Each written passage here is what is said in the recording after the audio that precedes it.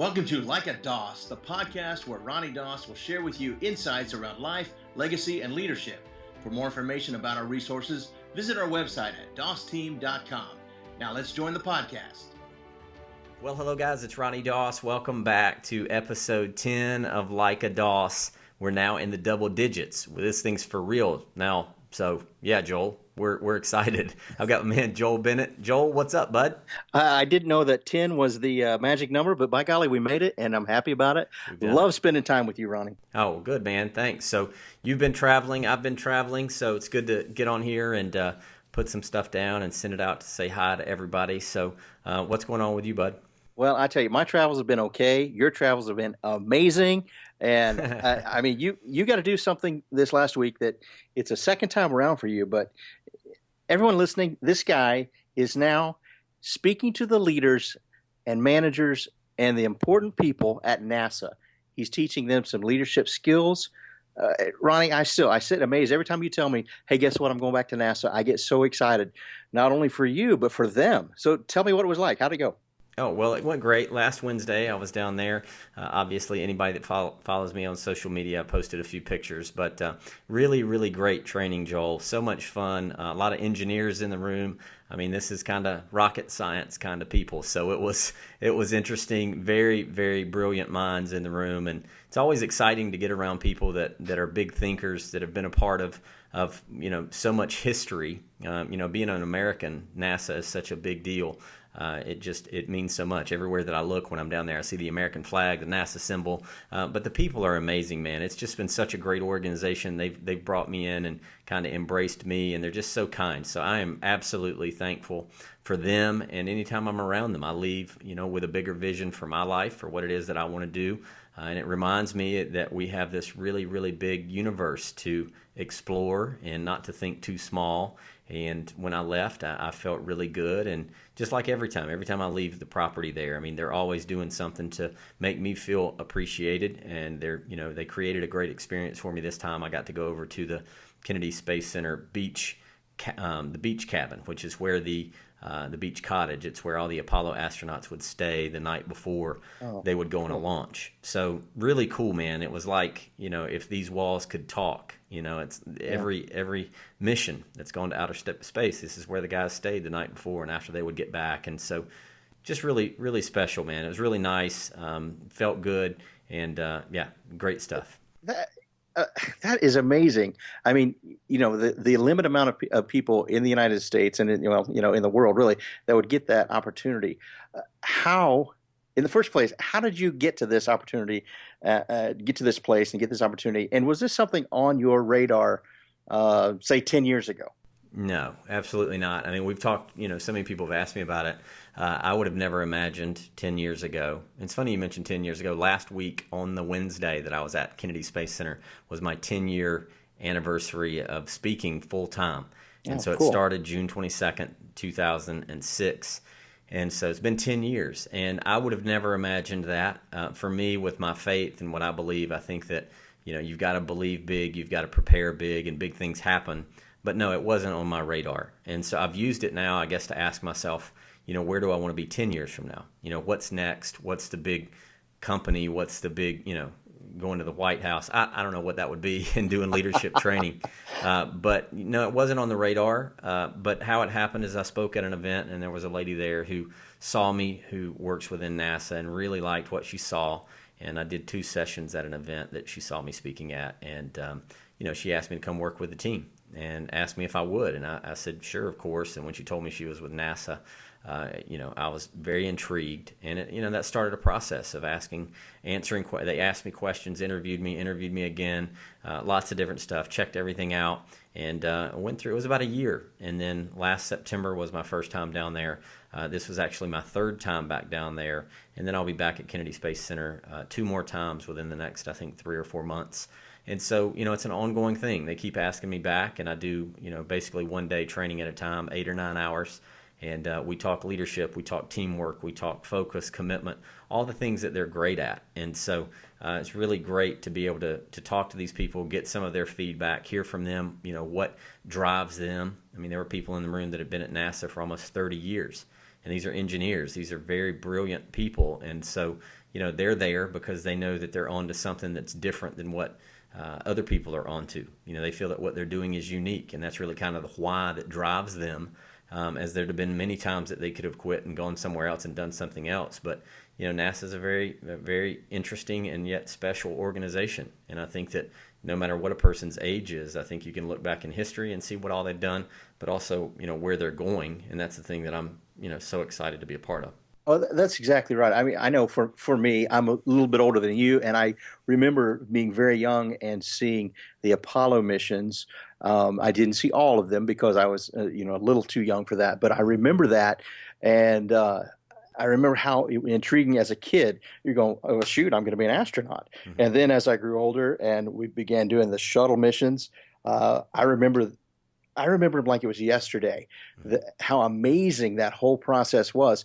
Not realizing how much preparation went into all that. You just get to see the end results, which is a whole nother lesson in itself, I'm sure. But it's amazing. And we've gone through the entire shuttle mission series in our lives, and now they're looking to Mars. So now we've got a new generation of people who are going, man, space is amazing. So how is that for you to realize that you're talking to guys some were at the end of Apollo through the shuttles and now on Mars? That's got to be amazing. Yeah, I mean, these guys have great history, and so you see the consistency in them, just talking to them, how consistent they've been, getting up, coming to work, being there and going through the different missions. And now I think the thing that for me that's most exciting is we get to Mars, and then it'll be like, well, what's next? We wouldn't have imagined this. I mean, it was 100 years ago that the first airplanes were basically invented. It was around 100 years ago that the automobile was invented, and now we're looking at going hundreds of millions of miles away. And, that's amazing if you think about how things have changed. I think one of the things that reminds me most of, Joel, is that we don't know we don't have it all figured out. We don't know what we don't even know yet. And as we're willing to just walk forward in life, not with just this outer space thing. I don't want this to be just about, obviously, NASA, because a lot of people, it may not be so applicable for them to understand. I mean, for me, it's a big deal. It is an amazing thing. But what can we learn from what NASA does, and what can we learn from the vision that they have? And I think that we can see that, we don't have it figured out. We have a very limited perspective on life. And so many times we're busy looking down at our smartphones and looking down at our technology for what we know right here. And a lot of times we forget to dream. We forget to look up. We forget to look out and think, what can I do for this generation for now, but also for the generations to come that may be here 50 years, 100 years, 500 years, 1,000 years from now. If that happens, what will it be like, and what can I do to make a difference for that, and raising up my children, or for someone who doesn't have kids, is what can you do to help to raise up a generation of people that are thinking outside the box, or thinking as if there is no box, and getting them to do research and to study and to get interested about what's possible. I think so many times we just look down and we forget how much is out there. And for me, that's just it's motivated me to walk out on my back patio, my deck at night, and sit down and look up. And I ask myself, what can I do? What do I need to become that's really going to make a difference for generations to come? Not just right now, surviving, paying my bills, and getting by. Is there anything that I can do? What can I create? What can I learn? What can I study? And how can I pass that on? And, that's what legacy's about. And it's helped me tremendously. So even with NASA, yes, I get to go back. But if I didn't ever get to go back again, it's already provoked something in me by being around these people that, are doing things that require so much preparation. People's lives are on the line. It requires commitment and dedication and focus. And I think anything that we're doing here, we could exemplify those qualities and make a difference, not only for now, but for generations to come. There are two things that I've already pulled out of this from you. One is that in 10 years, none of us really know where we'll be. Why limit ourselves? Why make an excuse today and say, I'll never get to whatever it is? You had no idea in 10 years that you would be speaking at NASA. Secondly, 10 years ago, you weren't ready to speak to NASA and to these guys and gals there. And it took preparation. Tell me about preparation. Well, it was just I think I've always said that your faith is displayed by what you're willing to prepare for. And I hear a lot of guys that say they want to be this. I want to speak. I want to make a difference. I want to write the books and all that stuff. And that's wonderful. But if you're still holding on to something of security, then on some level, the success that you create is going to be about, it's going to be mediocre to average. I think that at some point you've got to be willing to let go of the ledge that you've been holding on to and decide that as you're falling towards the earth, that you're going to learn and that you're going to, develop the wings to fly. And, when I committed to being a speaker, 10 years ago, there was no other income. I had just gotten married to my wife, Jen, and, there was really no other income. It was me. And she worked a little bit, but really the majority of my career as a speaker has been me making it happen. And so that meant, doing what other people wouldn't do, working as hard as I could, and believing. And that's a big thing. You've got to believe that it's possible before you'll work towards it. You don't plan for things that you don't think are possible. But when you start to believe that really anything is possible, you start to plan and you start to prepare and you start to do the work. And I think that anybody listening needs to know that you've got to have a goal. You've got to have something to work towards that's bigger than what you've already created. Because without it, if you develop a discipline and you don't have a goal, that's just torture. And that's all it is. A goal with, a discipline without a goal ultimately is torture. You're just pushing yourself for no reason. But when you can say, there is something bigger I want to shoot towards and stay at it. It doesn't mean that every day you're going to feel like you're getting closer to it. It doesn't mean that every day you're going to feel like you're really making strong strides towards it. But you've got to keep it in front of you. You've got to stay focused on it. And you got to work when it seems like everybody else is walking out of your life. You got to work when it seems like the phone's not ringing. You got to be willing to prepare when you don't know if it's really ever going to work, but you got to keep at it. And then the phone will ring. One thing, one relationship, one person, one connection. And then the next thing you know, that one builds and that one builds. You gain a little more confidence. You work a little harder. Then you have an opportunity to go perform, what it is that your craft is, and you learn from it. You go speak for the first time, or you go perform for the first time, or you go dance for the first time, sing for the first time. You write a book. Somebody reads it. You get some feedback, and you go, okay, I can get better. I can tighten this up. But you can't wait until you're all the way ready to ever do anything. You just got to kind of take action and get started. And that's how you grow. You don't become a long distance runner and a professional overnight. You don't just wake up and I'm going to be the greatest. It doesn't work that way. Everything requires practice. And so I think that if you believe and you stay committed, the universe rewards that. And the universe that God created, we say, well, God's going to do this for us. Well, I ultimately think that God created the universe, and the laws of the principles of the universe apply, that if you'll take action, the universe rewards that. And as you move forward, it's like there becomes this support team of people that come to you. Attract these people, so to speak, that want to support you and be on the journey with you. They may be there for a short time, they may be there for a long time, but if you don't take action, you're never going to know. And so amazing things happen when you're willing to take some action, man. You often quote a guy named Brian Tracy, and since you've introduced me to him through his books and things, one of his books is No Excuses. I try to apply that, but I saw a quote from him the other day that really speaks to what you were talking about with goals. He said, those who do not have goals are doomed forever to work for those who do. Speak on that. Well, I mean, I've heard that quote also that says that people that are afraid to fail will always work for the people that are willing to. Right. And if you're afraid of taking a risk, you'll wind up working for people that aren't. I mean, everybody that's created success has failed on some level. So if your thing is I don't want to fail, what if I mess up? Well, maybe it takes 2 or 3 failures to get you to the place where you really succeed greatly.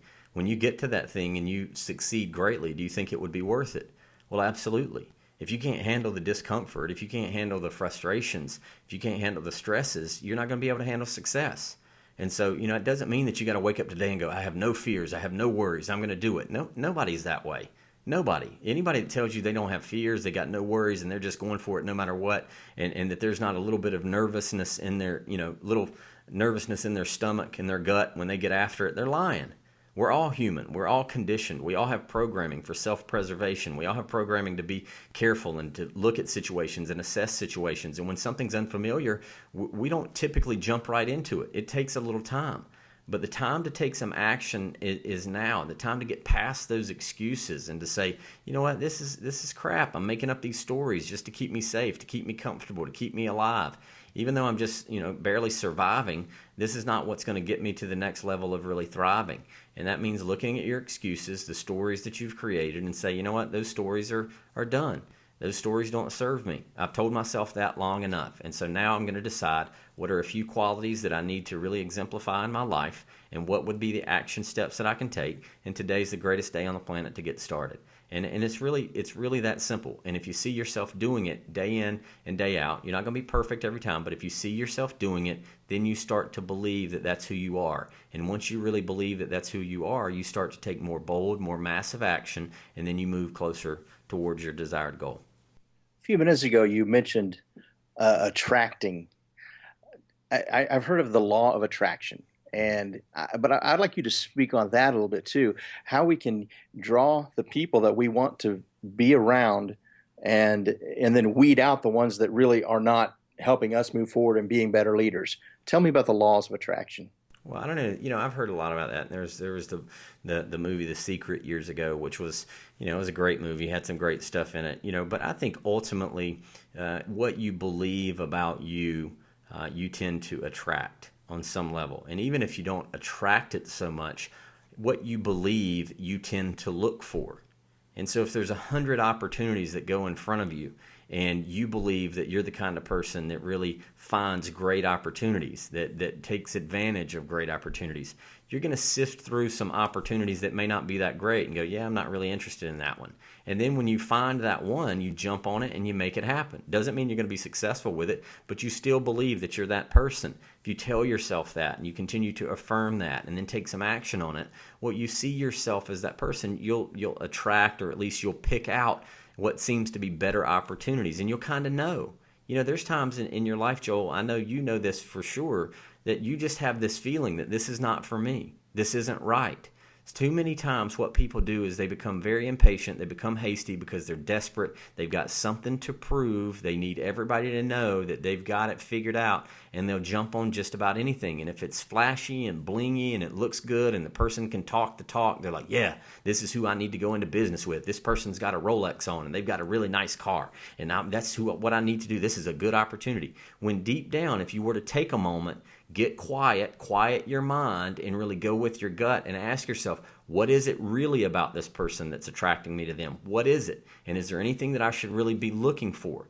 And give it a little time, man, then you start to sift through and weed through some of the things that may look like good opportunities in the beginning. And then you start to really trust yourself and say, hey, I'm pretty discerning. I don't just jump on anything because I'm impatient or I'm trying to rush anything.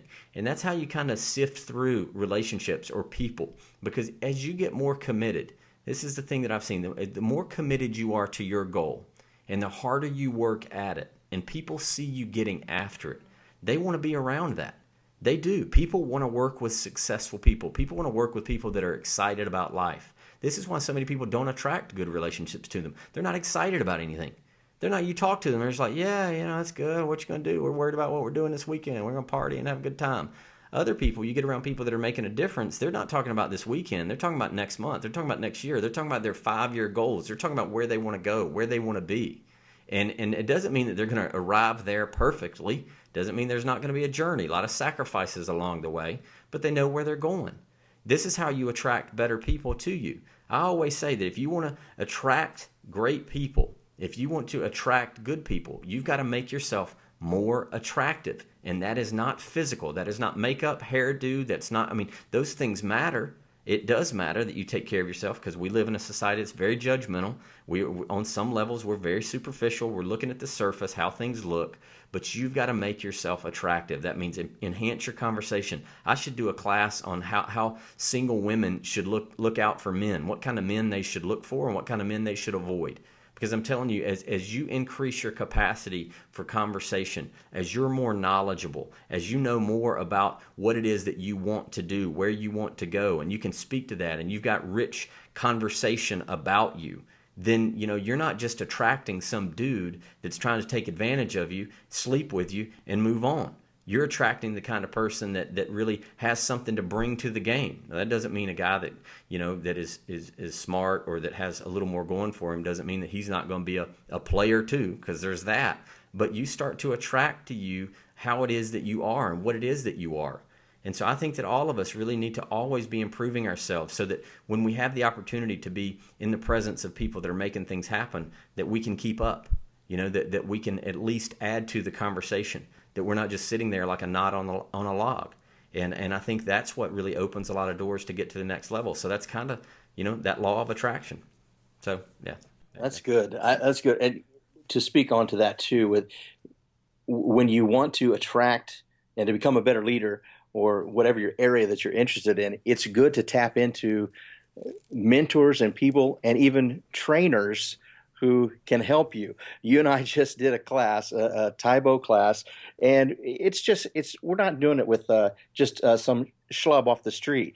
We go to, and we're really blessed to have Shelley Blanks Cimarosti in our town, and her dad is Billy Blanks, who created Taibo, and so you and I were sweating next to each other like crazy tonight, but because we know how important it is to get ourselves in better condition and to feel better and to just to be a stronger person. Now, we're talking about going to video here in a couple weeks, 3 weeks maybe. So I've got to lose 50 pounds by then. That may not happen, but you got to set goals. But I almost made an excuse tonight and didn't come. And I thought, no, Ronnie's going to be there. I want to partner with Ronnie in this. And then we went to somebody who's a master at it. And so you've got to surround yourself with those kind of people. Yeah, I've wasted enough time in my life, Joel. I know probably you could say that you have, and on some levels. I think we all can. And guys, if you're hearing this is not me being judgmental. This is not me saying that anybody is beneath you at all. That is not what I'm saying. But when you get clear that there's a level that you want to get to in your life, you become very careful with your time, who you give your time to. And at this point in my life, I don't give my time to a lot of people unless I really see it that I'm going to be able to benefit them and that they're going to do something with what I give them, or it's really going to strongly benefit me. There's got to be some real benefit to it. There's not just a clown around waste time, because there's too many things that depend on it. When you get that your children will depend on what it is that you leave behind as far as legacy, when you get that there's a generation of people being raised up right now that need strong mentorship and strong leadership, the only way that you can really ensure that happens is to lead by example. And hopefully there's somebody else that sees how you approach your life, that you have a strong mind, strong body, strong spiritual walk. Doesn't mean you got to be perfect. Doesn't mean you got to do it like anybody else has done it. But you've got to get clear that time is very valuable. And for me, that's important. And I like being around people that take their life seriously. I don't want to hang around with someone that kind of halfway does everything and approaches it very casually. And that's with your physical health. When it comes to mentally, I want to read things that are kind of stretching my mind. I'm not reading the same stuff. I'm just not. I'm not reading the same stuff that I used to read 5 years ago. And, I saw this quote recently around, faith and religion, is that if the you of 5 years ago wouldn't call the you of today a heretic, then you're not growing spiritually. I mean, that means you got to stretch your mind. I mean, on some level, you got to continue to grow. And I can't stand listening to people that think they have the God thing figured out, that they think they've got this whole universe figured out because something that they think that they read and interpreted, and now they've locked out all these ideas and they're not really growing. And on some level, it's almost like they're holding people back. And I believe that God's a big God. That's just my belief on it, not trying to convince anybody of their religion, but I believe that God's a big God, and I think that we really need to be asking questions and digging in so that we've got something to leave behind that's different than what we inherited from the generations, 30 years ago, 60 years ago, 90 years ago that had a limited perspective back then. The problem is so much gets passed on and people just inherit their religion, they inherit their faith, they inherit their beliefs for what their dad or their granddad or their great-granddad said, and you don't know how limited they were when it came to knowledge and information. We're growing now in the information age, and we've got a responsibility to get better so that we can pass on some new wisdom to some new people, and they'll take it. And hopefully my children, my daughters right now, I may have more children who come along, but right now my daughters, hopefully they'll stand on my shoulders one day from the standpoint of what I've learned, and the ceiling that I reach to will be their floor. they'll be able to stand on the top of that, and they'll take it to the next level in their life of whatever it is they choose to do. And then their children will be able to stand on their shoulders. This is what wisdom, this is what legacy, this is what real leadership can do for us. And too many times we just think, oh, we already know it, we're good. And it doesn't mean you got to be reading a book every minute. It doesn't mean you got to be listening to something all the time. But you're surely not going to waste time with people that aren't going anywhere. I mean, it doesn't mean you got to be mean to them, but you got to guard your time. And when you do that, man, you move forward towards a bigger goal than what most people will. And I just think that's incredibly important. I think you're exactly right. And I think oftentimes too, tell me if you feel the same way on this. Sometimes you see people who go, man, that guy's got it all together. That guy's path is amazing. I want to jump on that. And you've tried to live somebody else's dream and somebody else's path. I don't think that's the way God works. I don't think that we're all going to do it exactly the same way. And he's got a specific purpose and destiny for all of us. So why would you jump on somebody else's dream and kill your own? Well, one of the toughest things that would be for me, I'm going to be very transparent here. One of the toughest things for me is I have always loved my faith so much. I fortunately grew up in a Christian home. My parents, my mom, my dad, faith was an important thing. We went to church. We learned about God, but we learned the golden rule. Treat other people like you'd want to be treated. And there's so much of that, even Jesus' teaching. Love God with all your heart, love your neighbor as you love yourself. I mean, that pretty much sums it all up. When I came out of that, though, I thought that I always, Joel, wanted to speak within the walls of a church. I thought that would be it for me. But as I learned more and more about my faith and what I really believe that I was put here to do, years ago, I realized that wasn't going to be the singular route that I went. And I felt like that I knew that I had to prepare for some other places to go. And so I have and still do have a good balance of what I study and what I read. And I've told people before, if you flew beside me on a plane, you wouldn't know if I was an atheist, a Jew, a Christian. You wouldn't know if I was Buddhist. You wouldn't know what I am because of what I might be reading. But what I've learned is that if I don't at least learn or understand how other people think or where they come from, I can never find common ground with them. And if I can't find common ground, then it's hard for me to develop relationship with them. It's hard for me to develop even a conversation with them. And so what I needed to do was to expand my capacity. And so I wanted to learn a little bit about a lot of things and then learn a lot about the one thing that I wanted to do with my life. And I feel like that's kind of what I've done. And I always love to read leadership. Every day I learn something new around leadership. I write something down every day. I type something up every day that has to do with leadership and new perspective. But I also love to learn about different beliefs, different mindsets from around the world, because I know I'm going to go to different places.